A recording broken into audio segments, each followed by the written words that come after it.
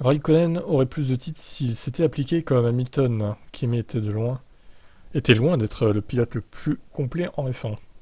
C'est Mark Priestley, ancien mécanicien du Finlandais. Ah oui, c'est celui qui a balancé le truc sur Alonso, là, comme quoi il achetait ses mécanos. Ah, je l'aime bien, Marc.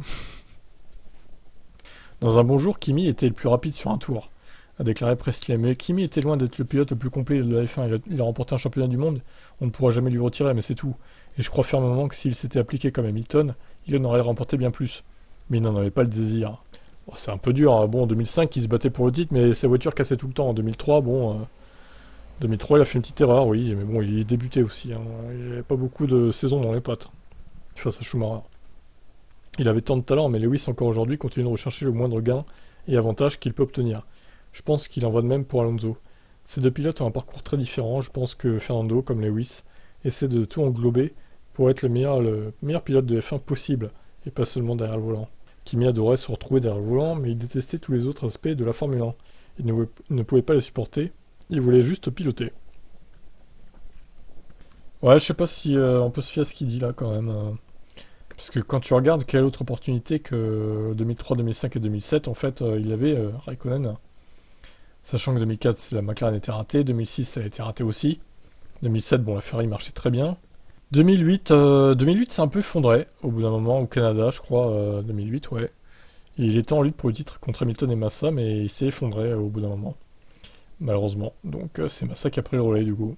Bon, après 2009, la Ferrari marchait pas, 2010, voilà. Il nous a fait une petite pause jusqu'à revenir en 2012. 2012 chez Lotus, honnêtement, est-ce qu'il aurait pu lutter pour le titre face à la Red Bull? Et ouais, non, il y avait trop de retard, hein. Il y avait 80 points de retard, là, presque. Honnêtement, il aurait pas pu faire beaucoup mieux, honnêtement. Il a fait P3 en 2018 quand même, Kimi. Ouais, mais bon, au final, loin derrière Vettel quand même. Loin derrière Vettel. Putain, 2014, 12ème quoi. Chaud quand même. En vrai, 2014, 12ème en Ferrari, c'est un petit peu chaud Kimi là quand même.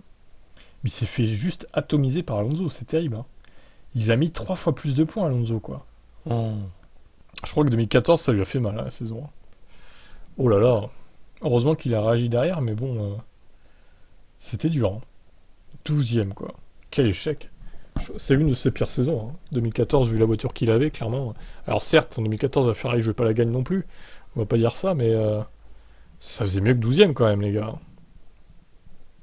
Bon, et puis après, ces 3 dernières saisons, on pouvait évidemment pas jouer le titre.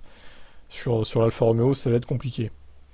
Donc ouais, au final, moi, je suis pas trop convaincu de ce que dit Priestley, pour le coup, là.